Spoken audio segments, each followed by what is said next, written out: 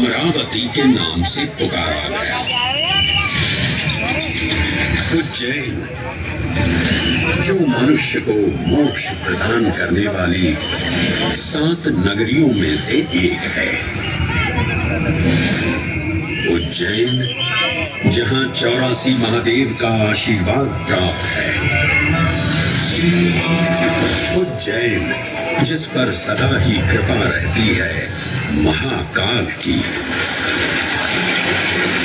यहाँ सतत क्षिप्रा नदी की निर्मल धारा बहती है। डमरू के नाद से जीवन को ऊर्जा मिलती है। घंटियों की झंकार मन को आनंदित करती है। और यहाँ का आकाश शिव आशीष स्वरूप है। श्मशान ऊषर क्षेत्र पीठम तू मनमेव च पंचकत्र न लभ्यते महाकाल पुरंदते। अर्थात यहाँ पर श्मशान ऊषर यानी अनुपजाऊ भूमि, क्षेत्र अर्थात पवित्र भूमि, पीठ यानी शक्ति स्थान और मन अर्थात आध्यात्मिक शांति का स्थल पांचों एक ही स्थान पर उपलब्ध है। ये संयोग महाकाल की नगरी उज्जैन की महिमा को और गरिमामय बना देता है। उज्जैन के इस अलौकिक स्वरूप से प्रभावित हो महाकवि कालिदास अपने काव्य मेघदूत में लिखते हैं, हे जलधर, यदि महाकाल के मंदिर में समय से पहले तुम पहुंच जाओ तो तब तक वहां ठहर जाना जब तक सूर्य आंख से ओझल न हो जाए। शिव की संध्याकालीन आरती के समय नगाड़े जैसी मधुर ध्वनि करते हुए तुम्हें अपने धीर गंभीर गर्जनों का पूरा फल प्राप्त होगा।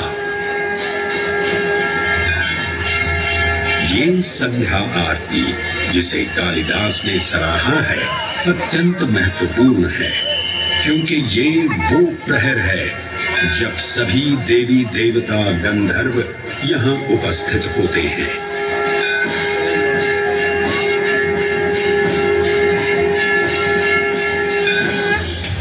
उज्जैन की महिमा अद्वितीय है।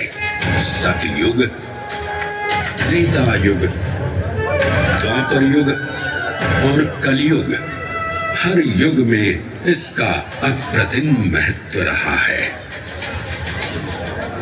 इस काल यात्रा में सबसे पहले आपको सतयुग के उस कालखंड में ले चलता हूँ जहाँ देव और दानव एकत्रित हैं समुद्र मंथन करने के लिए। मन की आंखों से कल्पना कीजिए, भगवान विष्णु ने कुर्म का रूप ले मंदरांचल पर्वत को अपनी पीठ पर उठा रखा है। सागर से विकराल लहरें उठ रही हैं, मेघ भयानक गर्जना कर रहे हैं।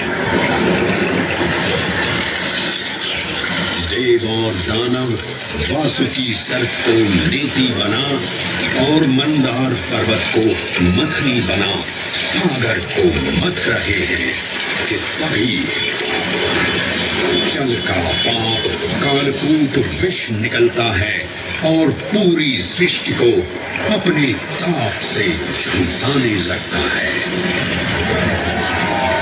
इस भयावह स्थिति ने देवताओं और असुरों के बीच हाहाकार मचा दिया।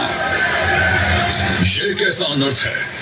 लक्ष्य था अमृतत्व का, पर अब मृत्यु की विकराल छवि हमारी आंखों के समक्ष मंडरा रही है। इस भयंकर संकट से केवल वही उद्धारकर्ता मुक्ति दिला सकते हैं जो समस्त विश्व के परम संरक्षक हैं। तभी सब महादेव की शरण में जाते हैं और पुकार लगाते हैं, ओम नमो भगवते रुद्राय। और फिर संतुष्टा महादेव भक्तों की गुहार सुनते हैं, कैलाश से उतरते हैं, विष को अपनी अंजुलि में भर अपने कंठ में धारण करते हैं।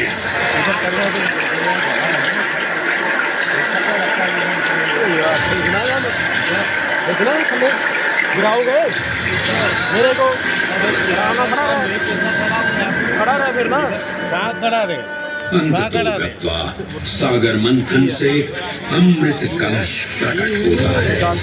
जैसे ही अमृत प्रकट हुआ, दानवों ने इसे केवल अपने आधिपत्य में लेने की आकांक्षा की और संघर्ष छिड़ गया।